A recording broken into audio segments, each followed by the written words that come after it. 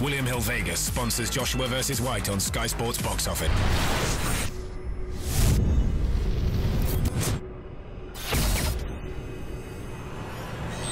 This is KUGAN CASSIUS for Rifle TV in association with Macklinson in Marbella. Been trying to track David Haye down for the last 2 months. You've been you a bit finally elusive. got me. I've been avoiding you like the plague, but you've trapped me now. It's funny because so I message you and go, Dave, like, are you about? You go, what for? I'm like, oh, I want to interview about what? I want to interview about what? And this is before your comeback as well, so you had that planned as well already. Yeah, there's been a few plans. What's happening? How's the reaction been to the reaction's been really nice. It seems ironically it was a sort of a perfect time to sort of form a comeback. Obviously with what happened with over in Germany with Vladimir Klitschko and Tyson Fury, that was big heavyweight news. Obviously tomorrow night with Joshua and DILLIAN White, that's also big news. So you know, being amongst that stuff is only good for heavyweight boxing, and it only puts in highlights the fact that I'm coming back now as well to chuck my name into the mix with all these good young heavyweights. I've seen some of your responses, obviously, since Tyson Fury beat Vladimir Klitschko a couple of weeks ago in Dusseldorf. On the night, you were, giving full of credit, and you seemed like you can't not. The result, going to Germany and beating Vladimir Klitschko, you can't knock that result in any way, shape, or form. The result is a perfect one. Even though it was on points, it was an ugly fight, whatever, is irrelevant. He won the fight, and that's the only thing that matters. In boxing, win first, look good next time. And he won the fight, and all full credit needs to go out to him. Are you critical of anything since Fury's won? Because I've seen critical of some of the stuff he says about homosexuals and paedophilia, and women should be chained in a kitchen or in their bags, stuff like that. How can you be pro that? You can't really. You have to be critical of that type of mindset and thought. Whether he said it as a joke, I don't know. I didn't see the context in which it was said, but the fact it was said to a reporter, you'd think, maybe you should think twice next time. I'm sure next time he'll be a little bit more selective with his wording when he talks about those sort of things. When it comes to the BBC Sports Personality of the Year award, though, should he not just be judged on his achievement? If it was a sports achievement of the award a year, then yes. If it's a sports personality of the year, then it should be based on your personality, a sports personality. But what about his personality? Because he certainly has abundance of that. He has a lot of personality, but whether it's offensive, whether it's... I personally think it's quite funny. I think it's funny, but to the PC world we now live in, it's it rubs a lot of people up the wrong way, and I think more people voted for him not to be eligible to it than actually vote in the selecting of who actually wins it. It's a telephone vote, and I know the votes that he got to not do it is less than what it is to actually vote for the winner. So he's got a bit of an outcry. But on the flip side, it's got his name out there a lot more than it was before.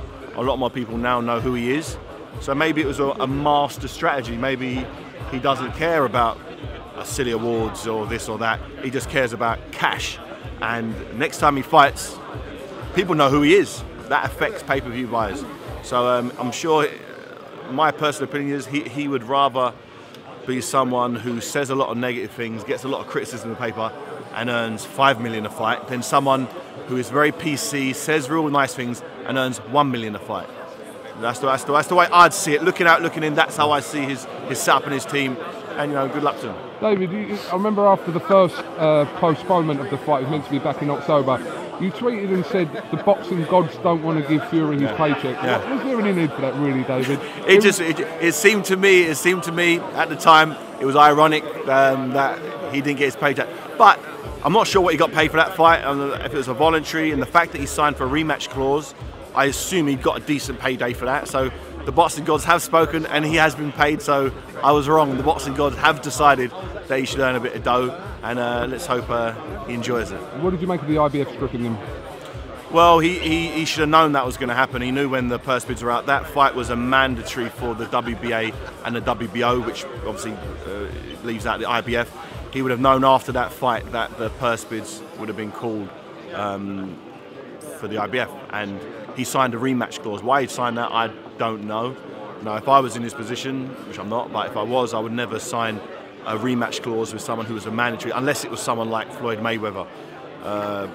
But it's not, it's Vladimir Klitschko, so I'm sure he'll earn more money, for instance, fighting someone like Anthony Joshua as the champion than he would do going back to Germany in a fight that everybody who watched the fight thought was a horrible fight, you know. So I don't know, but he does what he needs to do. He signed whatever he signed, you know, hopefully he earns a lot of money for the rematch. A lot of people have had opinions, obviously, since he's become world champion in reference to you that, you know, kind of like Haye needs to wait in line and, you know, shouldn't be given a shot directly. And but I shouldn't be given a shot. That, I agree. I've never once said I want to fight Tyson Fury. I haven't said that once. I said I want to fight for the heavyweight championship of the world. Currently, he has 2 of those. There's another guy, Deontay Wilder. He has 1, and is another 2 guys who Charles Martin and what's his name, the other guy? Glasgow. They're going to have the IBF title. I said I want to fight for heavyweight title. I know unified heavyweight titles. If he still has the titles after he defends against Vladimir Klitschko, then I'm going to try and work to mandatory position. But he's already said he'd rather relinquish the titles. So if he relinquishes it, I'll have to fight someone else for a vacant title. But at least I'll have the belt, and then I'll just get the rest of the belts. And everyone will know that he swerved me, so I'm not too fussed about it. Did you see John Fury's comments, his father there? No, someone said that he wants to fight you. He went off. He wants to fight me as well. He wants to fight you and Lennox Lewis. Yeah. And Lennox Lewis, okay. No response to that. I thought Tyson Fury said he wants to fight Lennox Lewis as well. Yeah, he did as well. So since he's won the #1 spot in the heavyweight division, he said he's not fighting David Haye, he's not fighting Deontay Wilder, but he wants to fight Lennox Lewis. Wilder. I think he has. I heard he said I read a quote from him saying that he's a basketball player. Yeah, he did say that. And that he doesn't want to fight him. Well, I haven't heard that he doesn't want to fight him. Yeah, I think he would, because he's got the WBC title. I think he would fancy that, but it is what it is. I haven't heard him mention his name once in terms of he wants to fight him. But, you know, there you go. David, Eddie Hearn seems to think that your comeback is sort of aligned with the fact that at some point you want to fight Anthony Joshua next year. Would that be fair in saying that?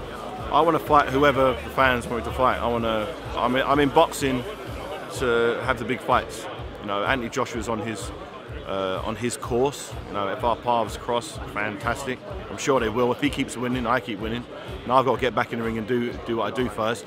And it's all good and well talking about big fights in the future. I've got a fight on January 16th here at the O2 in 5 weeks' time. So I'm not worrying about Tyson Fury or Deontay Wilder or Joshua. You know, I've got Mark Demore to worry about. You know, because not being in the ring for 3.5 years isn't ideal for an athlete. Doing whatever sport you do, it's hard to step away and come back. You know, fighting a top 10 WBA fighter and expect to be where you were. I believe I'll be better than I was before, but you know, I'm not 100% sure of that. I believe that will happen, but come fight night, I'll find out what I've left. You know, in training, I'm showing great stuff. I'm doing great stuff, but when the lights are on, when the little gloves are on, when I've got a guy putting the pressure on, things may be different. But I'm relishing that. You know, it's giving me that nice little buzz and feeling that that I'm in boxing for. What about the man behind you? There's some comments made about Mr. Tony Bellew. Is that a realistic possibility? Listen, if he wants to come up to heavyweight, then that'd be a great fight. You know, he talks well. He's got a great record, and I sparred with him years ago, a long time ago, and he was a handful. I remember that when I was a cruiser. I think we were both about the same weight at the time, so there's not that much difference in size between the both of us. You know, he walks around about 15 stone. I used to fight at 15 stone. I'm a little bit heavier than that now. As you thicken up as you get older, I've noticed.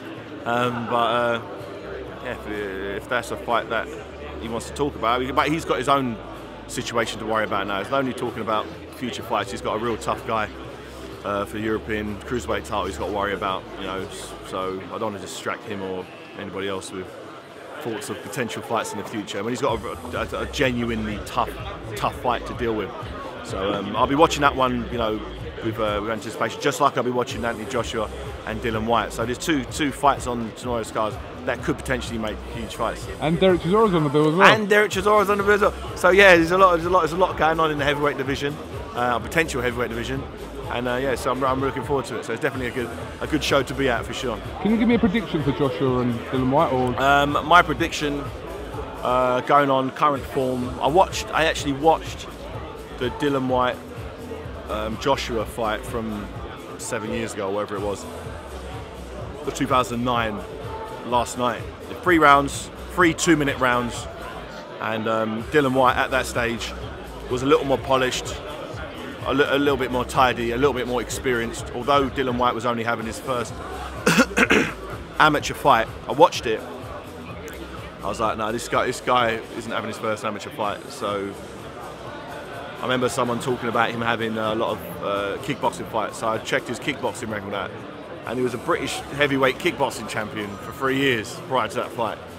So, okay, you got one kid who's had 3 combat fights in his whole life versus someone who's a former kickboxing champion. I know where my money would go, and what happened, how I anticipated the fight to happen, it went. You know, Joshua was a bit green, didn't really know how to handle the pressure, and he just got beat. I think he lost all of the rounds. But since then, what have both fighters done? You know, Dillian Whyte, he actually got his amateur license taken off of him because he was a professional kickboxer. You can't be a professional and an amateur at the same time. So he had that taken off him, and he turned pro. Then he had a 2-year ban, which isn't good for any young heavyweight coming through. 2 years of inactivity, you know, not for injury, just because he's had his license taken off him for whatever reason. So I got to go with the guy who's got the consistency, the guy who was the world champion, World Championship silver medalist, Olympic gold medalist, a guy who hasn't put a foot wrong, and a guy who has fought at a higher level as a professional, you know, beating Johnson and unbeaten fighters like the guy fought in his last fight. I just can't see. If it's a street fight, it's a different story. really?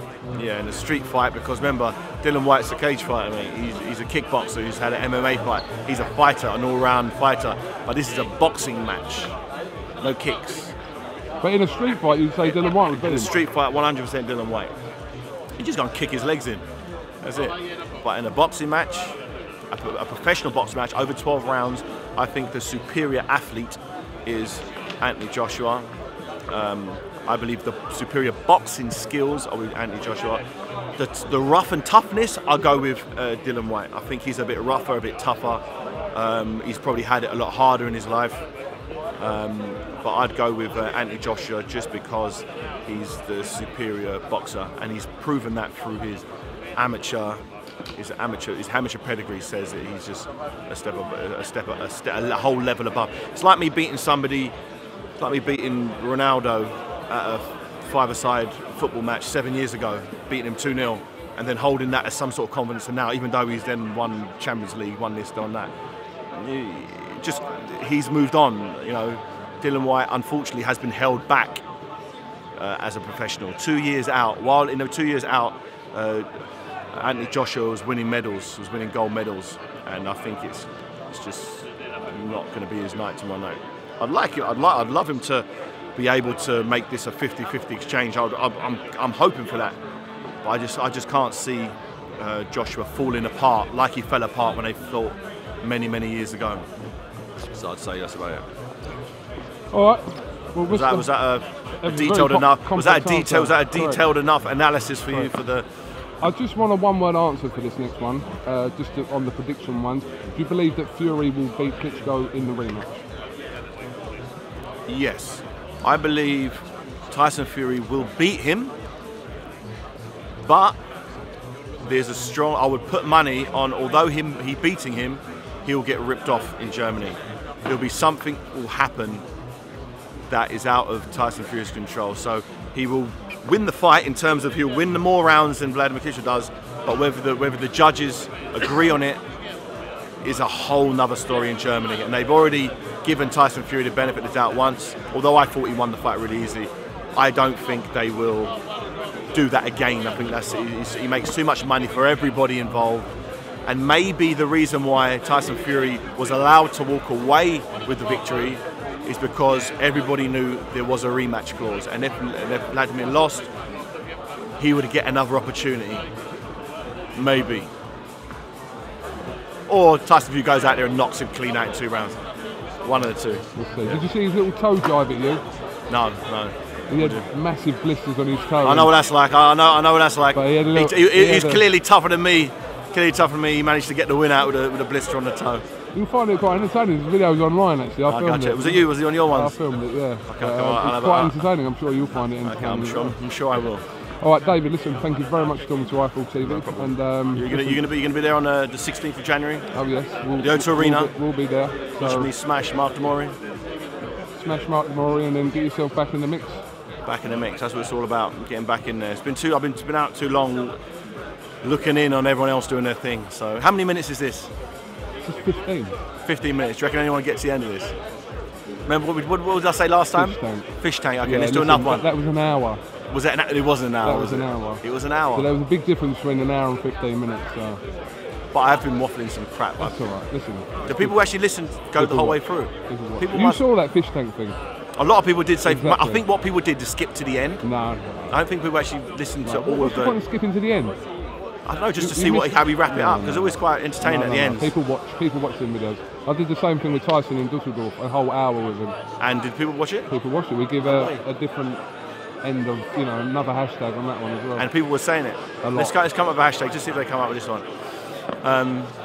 Okay, hashtag Haye Day. Haye. Hashtag Haye Day. All right. Hashtag Haye Day. If they got all the way to the end of it. They will. It's only 16 minutes. I know, but I don't watch. People watch 16 it. minutes. Trust me. I watch the first couple of minutes. I'm bored. I get easily distracted. People watch this stuff. Trust me. Yeah. How many subscribers have you got now on your?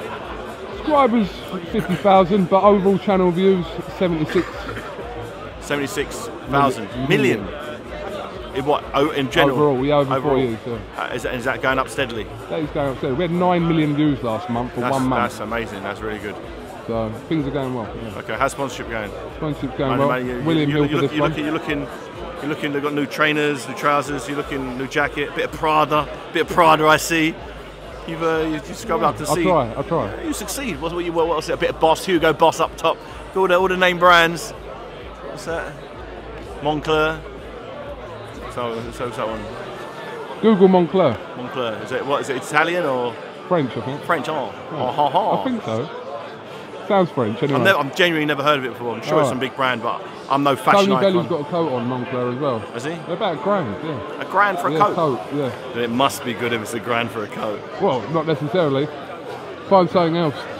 David, thank you very much for talking to us and enjoy it. Thanks for keeping me company. I've been waiting to do some sort of thing up top, and they said you come back in half an hour, so you've pretty much eaten into most of that time. No problem.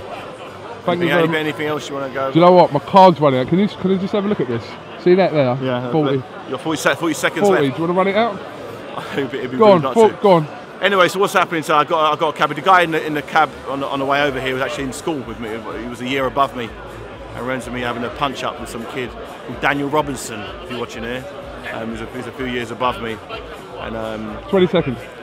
And who else joined? The Snell brothers as well. It's all twins, I think they were. They jumped in. I had a big punch up at Bacon's College when I was a little kid. And people still talk about it. It's mad. I have a punch up many years ago, but Mark Demori, January 16th, O2 Arena. Don't miss it. It's going to be mad.